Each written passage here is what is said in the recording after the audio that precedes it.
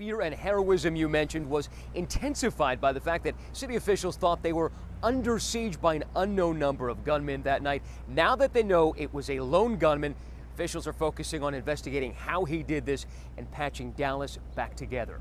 Oh, it's a sniper from up here somewhere. It's a sniper? This morning, as agents combed the streets for evidence, they're learning more about the gunman.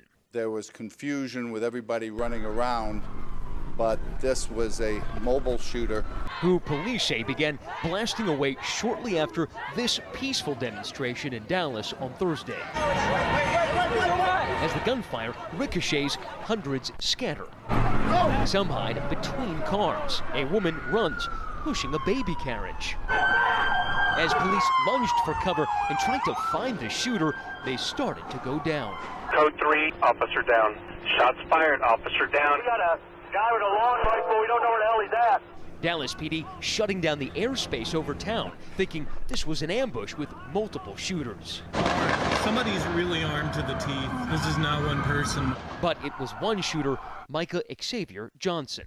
Mr. Johnson had written manifestos on how to shoot and move. You see him in this video advancing with deadly efficiency on this officer.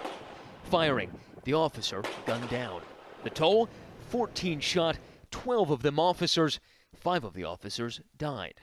Towards midnight, SWAT teams finally corner Johnson on the second floor of El Centro College. The suspect stated he wanted to kill white people, especially white officers. Negotiations break down, and police use an explosive mounted on a robot similar to this one to kill Johnson for the first time in history. The crime scene enormous, spanning 20 city blocks. The shooter was about 100 yards away. Still, he was able to hit this squad car. You see bullet holes here and down there, and on the other side of the car, he actually managed to shoot out the tires. But tensions here still high.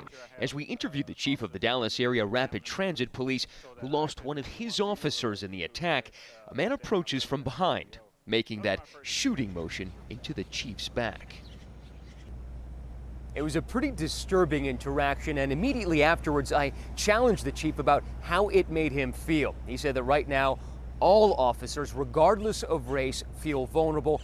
And we should note that in that chaotic shootout, hundreds of officers were involved, but only 12 of them discharged their weapons.